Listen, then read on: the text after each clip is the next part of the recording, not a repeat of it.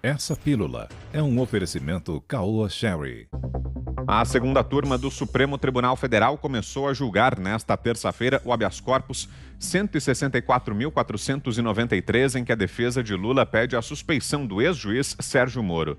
O relator do caso é o ministro Luiz Edson Fachin, que anulou todos os atos de Moro em 4 processos contra Lula, que passou a ser elegível pela lei da ficha limpa. Inicialmente, hoje, por 4-1, os integrantes da segunda turma votaram pela manutenção do julgamento. O ministro Fachin havia proposto o adiamento desse julgamento. Gilmar Mendes, Cássio Marques, Carmen Lúcia e Ricardo Lewandowski divergiram desse entendimento e decidiram manter a análise do caso para esta tarde. Até o início da sessão, Fachin e Carmen Lúcia já haviam votado contra o pedido de suspeição de Moro. Faltavam os votos de 3 ministros. Após a decisão da manutenção do julgamento, Gilmar Mendes começou a votar.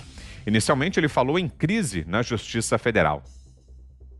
Essa é a maior crise que já se abateu sobre a Justiça Federal do Brasil desde sua refundação. Sem dúvida nenhuma. Isso está a reclamar mudanças sérias. Aquilo que os alemães chamam, ministro Lewandowski, de Flucht nach vorn. Uma fuga para frente. Não é? Porque, de fato, a Justiça Federal ela tem que ser toda reformulada. E por isso, talvez, a oportunidade, inclusive, de votarmos o juiz de garantia. Talvez isso seja a salvação hoje da Justiça Federal. Depois, Gilmar afirmou que Moro fez um jogo eleitoral com Lula. A opção por provocar e não esperar ser provado garantia que o juiz estivesse na dianteira de uma narrativa que culminaria, como será discutido, na consagração de um verdadeiro projeto de poder, que passava pela deslegitimação política do Partido dos Trabalhadores, e em especial do ex-presidente Luiz Inácio Lula da Silva, a fim de afastá-lo do jogo eleitoral. O ministro, então, garantiu que é favorável ao combate à corrupção, mas dentro dos limites legais. Você não combate o crime cometendo o crime.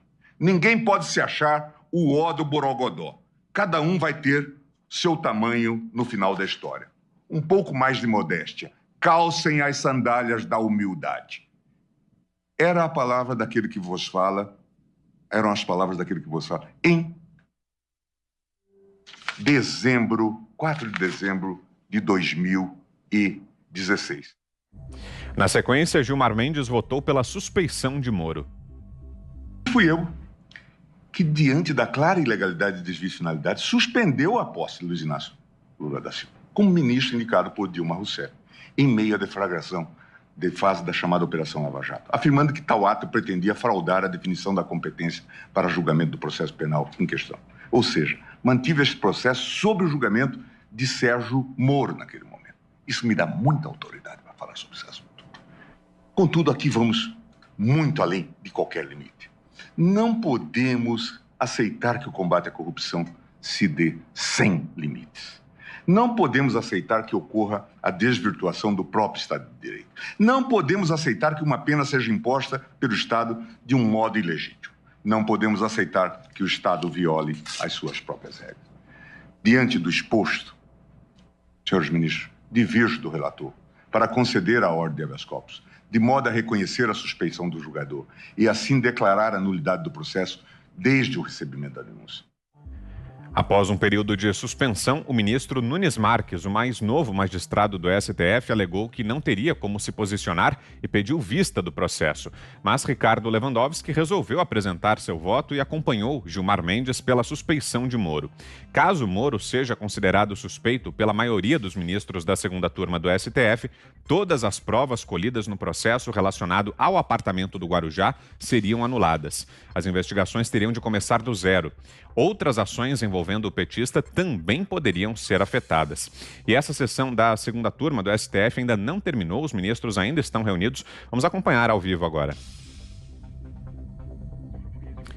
Já já a gente vai trazer para você aqui imagens dessa sessão da segunda turma do Supremo Tribunal Federal, portanto, julgamento empatado até aqui. O ministro Ricardo Lewandowski, mesmo com o pedido de vista feito pelo ministro Nunes Marques, decidiu apresentar o voto, então há nesse momento esse empate em 2-2. Edson Fachin e Carmen Lúcia votaram contra a suspeição de Moro, Gilmar Mendes e Ricardo Lewandowski a favor da suspeição. Agora sim, vamos lá acompanhar trecho da sessão da segunda turma do STF, nesse momento falando o ministro Gilmar Mendes. Do habeas corpus, e tinha sido acompanhado pela ministra Carmen, que de qualquer forma vai se manifestar ainda nesta assentada, como já ficou claro. Então, eu cumprimentando a todos, agradecendo a presença dos advogados, da Procuradoria, dos eminentes ministros, da eminente ministra Carmen Lúcia, eu declaro encerrada esta sessão. Fica com vista o ministro Cássio Nunes. Então, o momento do encerramento da sessão, agora pelo ministro Gilmar Mendes, do Supremo Tribunal Federal, placar empatado, 2-2. O ministro Cássio Nunes Marques pediu vista e em breve devemos ter, então, a definição sobre se Sérgio Moro será ou não declarado parcial nos casos que envolvem Lula na Lava Jato. Vamos a Brasília. José Maria Trindade, sua avaliação, Zé, sobre tudo isso que aconteceu essa tarde no Supremo Tribunal Federal, os desdobramentos desse caso envolvendo Lula. Boa noite, Zé. Pois é. Muito boa noite, Vitor. Boa noite, Fiuza. Boa noite, Augusto. Boa noite a todos. Olha que ironia, né? O ministro mais novo do Supremo Tribunal Federal, Nunes Marques, indicado pelo presidente Jair Bolsonaro, vai definir o futuro do ex-presidente Lula e de todo o processo da Lava Jato. Veja bem, é um julgamento muito importante que está acontecendo nesta segunda turma do Supremo Tribunal Federal. É sobre a imparcialidade do então juiz Sérgio Moro. Se o Supremo declarar a parcialidade como quer o ministro Gilmar Mendes, presidente da turma, e o ministro Ricardo Lewandowski, significa que todos os atos dos processos contra o ex-presidente Lula estarão anulados. Inclusive a instrução, desde lá os depoimentos, porque ali pode ter uma ou outra atuação de um juiz imparcial. Este é o pior lugar que se pode ter no mundo jurídico, a parcialidade. E é sério o que está acontecendo na segunda turma. A gente viu ali, nós transmitimos aqui, o ministro Gilmar Mendes destilando raiva e ódio da Força Tarefa Lava Jato, chamando o então juiz Sérgio Moro, de um juiz investigador, dizendo que ele foi parcial e que brigou até com a Interpol, dizendo que ele chegou ao ponto de investigar através de voos pelo país sobre acusados da Lava Jato, para se ter uma ideia. É a raiva contra a Lava Jato. Então ficaram assim, 2 votos, Carmen Lúcia e Edson Fachin de um lado, Gilmar Mendes e Ricardo Lewandowski do outro lado, e Nunes Marques, né? Cássio Nunes Marques é que vai dar a palavra final se haverá ou não a parcialidade de Sérgio Moro. Complicações poderão acontecer se o Supremo Tribunal Federal, a segunda turma fala em nome do Supremo, decidir que Sérgio Moro foi parcial. Aí está aberta a porta para processar o ex-juiz e haverá repercussões jurídicas talvez muito fortes contra Sérgio Moro, para se ter uma ideia. E eu acrescento aqui a essa informação a Carmen Lúcia, que votou contra a parcialidade, ou seja, a favor do juiz Sérgio Moro. Ela vai reformular o voto dela, eu não sei exatamente em que extensão. E também vai refazer o voto o ministro Edson Fachin. Como o julgamento não está encerrado, os dois podem mudar a vontade de votos. Mas o que a gente não vê ali é a possibilidade de mudança nos votos de Gilmar Mendes e Ricardo Lewandowski. Então, veja o que pode acontecer. Veja o que pode acontecer. A imparcialidade de Sérgio Moro é muito mais profundo do que a decisão de ontem do Edson Fachin, que considerou uma vara imprópria, né, o juiz natural da causa e anulou as condenações do ex-presidente Lula. Se esta tese vencer na segunda turma, significa que nenhum ato desse processo pode ser considerado tudo que o Sérgio Moro participou, desde a instrução. Ou seja, o processo vai recomeçar do zero, e aqui em Brasília, e não lá na Justiça Federal de Curitiba. Olha, Gilmar Mendes exagerou, diz que é a maior crise jurídica da Justiça Federal e sugere até uma refundação da Justiça Federal. Um julgamento que parece, viu, Vitor, um julgamento lá de um monte de gente, de uma comissão da Câmara dos Deputados, e isso acontece no plenário da segunda turma do Supremo Tribunal Federal. É o que temos, né, para o jantar. Você, Guilherme Fiuza, queremos ouvi-lo. Fiuza, boa noite. Boa noite, Vitor. Boa noite, Zé. Boa noite, mestre Augusto. Boa noite a você. De fato, é a maior crise da história do Poder Judiciário brasileiro. E essa crise tem como protagonista o Supremo Tribunal Federal nessa coreografia para desfazer as decisões que condenaram a maior quadrilha que já atuou no país. A maior quadrilha plantada, né, com o seu núcleo no Palácio do Planalto. Isso tudo, meus amigos, não cansaremos a beleza, né, dos nossos espectadores e ouvintes, né? Isso tudo exaustivamente demonstrado, né? Cada ato do presidente Lula, por exemplo, para a proteção de diretores da Petrobras que estavam lá para roubar, roubaram. O roubo foi encontrado, dinheiro foi devolvido. Então, evidentemente, esta grande crise do Poder Judiciário é justamente você tentar desfazer o esclarecimento e a punição da maior quadrilha política que já atuou aqui. Agora, o Gilmar Mendes ele afirma que tem autoridade, né, para falar de Sérgio Moro, citando lá o caso do Bessias, né, que ele suspendeu a nomeação do Lula para a Casa Civil, que era um ato de obstrução de justiça, evidentemente. O Gilmar Mendes, a autoridade dele é do tamanho da outra decisão que ele tomou, que libertou o Lula. A decisão em que Gilmar Mendes mudou seu voto em 180 graus sobre o Instituto da Prisão após condenação em segunda instância, pacificado 3 anos antes apenas. O Supremo se reuniu, Gilmar mudou seu voto, sem justificar, né? O único evento, de fato, transformador ou relevante ou significativo no radar em relação à decisão anterior era a prisão do Lula. Então, foi um casuísmo para soltar o Lula. Então, aí está o Supremo Tribunal Federal, que iniciou, portanto, essa obra, prosseguindo com essa obra e nesse linguajar que nós estamos vendo, o ó do Borogodó, né? Isso aí que está passando a história, né, da crônica da mais alta corte judiciária brasileira. Um ministro do Supremo Tribunal Federal falando em ó do Borogodó. Isso, no Rio de Janeiro, tinha uma outra expressão que é o ó do Bobó. O ó do Bobó é o contrário, porque ele quis dizer que o ó do Borogodó era que o Sérgio Moro se colocava ali acima de tudo, acima das leis. E ele está se referindo a um conjunto de mensagens roubadas, que é aí o esteio dessa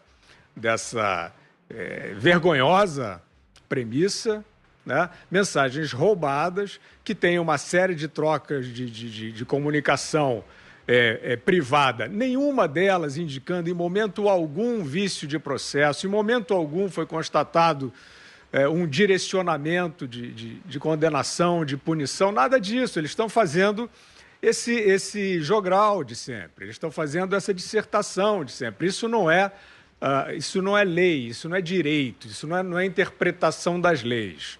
Isso é uma construção alegórica. É isso que o STF está fazendo em cima dessa muamba obtida por hackers que foram encontrados com uma montanha de dinheiro e até hoje não se sabe quem pagou. Isso é a base, né, desta manobra do Supremo Tribunal Federal para jogar a suspeição de um juiz sem apontar onde foi que o Sérgio Moro, onde se constata que o Sérgio Moro levou alguém à punição indevida, um inocente, por exemplo. Não existe, não está constatado. Então, é uma manobra coreográfica para tentar desmoronar a maior operação de justiça no país. E o Moro não era o ó do Borogodó, né? O Moro, de fato, depois que deixou de ser juiz, ele partiu para um caminho que não o ajuda, né? Mas não se misturam esses canais, essas estações. E esta postura do Supremo Tribunal Federal, arrogante, pouco rigorosa em relação às leis, ela é o ó do bobó, que é a expressão do balneário, do Rio de Janeiro, que denota as coisas que são abaixo da crítica, né? Para não usar outras expressões mais enfáticas. Então é isso, o STF é o ó do bobó.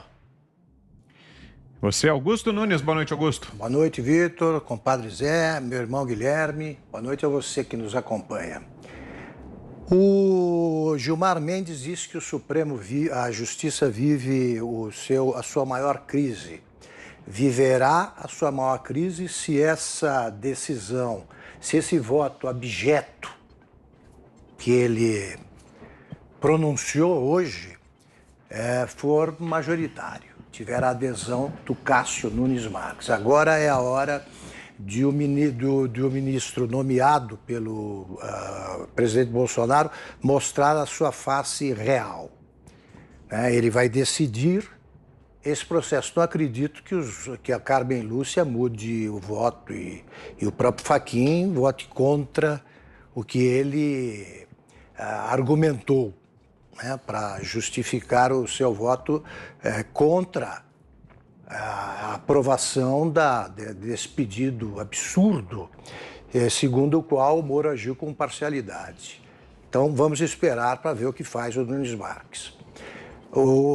Outra coisa importante que a gente deve lembrar agora, quem está em julgamento não é o possível candidato à presidência, não é o ex-ministro de Segurança Pública, Justiça e Segurança Pública do Bolsonaro, é o juiz Sérgio Moro, o juiz que conduziu a maior operação anticorrupção da história, que desbaratou o maior esquema corrupto da história do Brasil. Agiu com êxito e conduziu uma operação que se tornou mais importante que a mãos limpas da Itália, da justiça italiana. O que está dizendo o Gilmar Mendes é que o Lula não é criminoso. Ele está negando todos os crimes atribuídos ao Lula e à sua quadrilha. Se o juiz Sérgio Moro for declarado parcial, tem de ser anulados todos os processos que ele conduziu, não só o do Lula, não só os do Lula, né? Que o Lula é um criminoso no plural. Tem que devolver o dinheiro para quem devolveu o dinheiro roubado da Petrobras. Tem de indenizar quem ficou com tornozeleira eletrônica, né? Tornozeleira e quem ficou preso também tem de ser indenizado, porque ele está devassando o que teria sido o maior erro judiciário da história. Prendeu-se uma quadrilha formada por inocentes. Não é só o Lula que está sendo absolvido, é todo mundo. Aí sim nós viveremos a maior crise da história da justiça brasileira. O Gilmar Mendes falar em sandálias da humildade é uma piada. Ele calça permanentemente os coturnos da arrogância, da insolência. Ele se acha semideus e é seguido como um capacho pelos Lewandowskis da vida. Ele julgava ter o apoio da ministra Carmen Lúcia, não teve. Deve estar batalhando por isso. Por quê? Porque ele está atrás de uma decisão ditada por motivos políticos. Ele hoje, como disse o Vadir Damus, foi deputado pelo PT e que ainda manda na Ordem dos Advogados do Brasil, ele é aliado do Lula, é aliado do PT e está fazendo esse jogo político para permitir que o Lula seja candidato. Ele está tentando desmoralizar não só o juiz Sérgio Moro, mas também os demais juízes que atuaram na Lava Jato, os juízes do Tribunal Regional Federal e os juízes do Superior Tribunal de Justiça, que também mantiveram as sentenças, uma sentença do Sérgio Moro. Então agora é que nós vamos ver uma crise da boa se isso acontecer. O Supremo pode ser desmoralizado pela segunda turma do Supremo.